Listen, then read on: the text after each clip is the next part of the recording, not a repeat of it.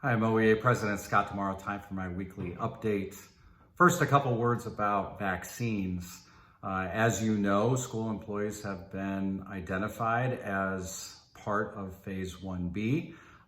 We've been hearing about this for a while, and more details are starting to come into focus about the rollout plan.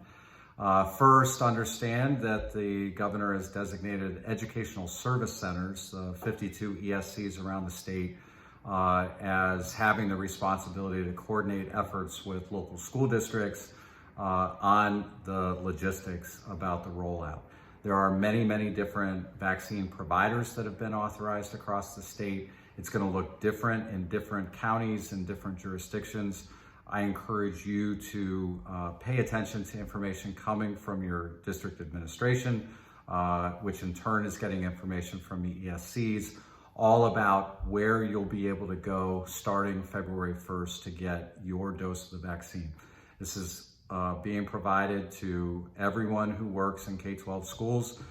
Virtually all districts have committed to trying to open for in-person instruction by March 1st, at least on a hybrid basis. While we're not happy about the conditions that were set on that, it does appear that just about everybody working in K-12 schools is covered. We're going to continue to advocate for early childhood. We're going to continue to advocate for higher ed and for people working in our correction systems. But if you are a full-time employee in a school, then you're included in that round. No, we do have concerns about the supply. There have been disruptions to the supply chain. The number of doses hasn't been what has been hoped for or anticipated. So this is all kind of the plan right now. We're hoping that things are going to work out.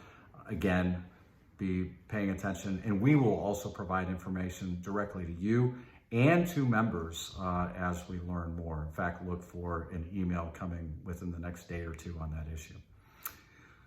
Also, a couple of upcoming events. First off, February 6th is the Advocacy and Organizing Institute. It is the former OEA Collective Bargaining Conference, one of the most popular events that we provide, being offered this year virtually from 9 a.m. to 1 p.m. on Saturday, February 6th. Registration is open now. Spots are limited. So I would encourage you and other members of your team and your local to participate. You can share that registration information off of our website, but I do encourage you to register early. Also, on May 8th, the Board of Directors has decided that our representative assembly will be conducted this year virtually. Hopefully this will be our last virtual representative assembly. It will happen on Saturday only. Delegates should be looking for more details as we get closer to the date, but mark your calendar Saturday, May 8th for the Spring Representative Assembly of OEA. Today is Inauguration Day. This is the day that Joe Biden and Kamala Harris are officially sworn in as President and Vice President of the United States. And regardless of how you voted in this past election, I hope that you will join me in looking at this as a real opportunity for renewal to move forward and to work with people in national leadership who do value public education and are committed to working with us to make sure that we equitably serve the needs of our students while we continue to do all we can to have the resources to get through this pandemic together.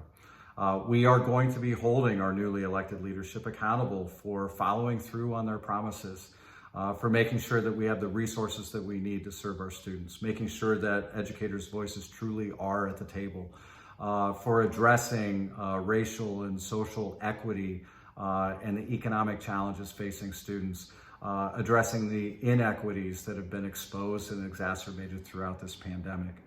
But most importantly, for honoring and lifting up the work that each one of you, each one of our members does in support of students. We know that public education is so critical in our democracy and in our economy, and we're going to have to hold our national leaders as well as our state leaders accountable for giving us the support that we need in order to make sure our students are successful. I have a lot of hope and optimism right now. I hope you do too. That's all for this week. I hope you make it a great week.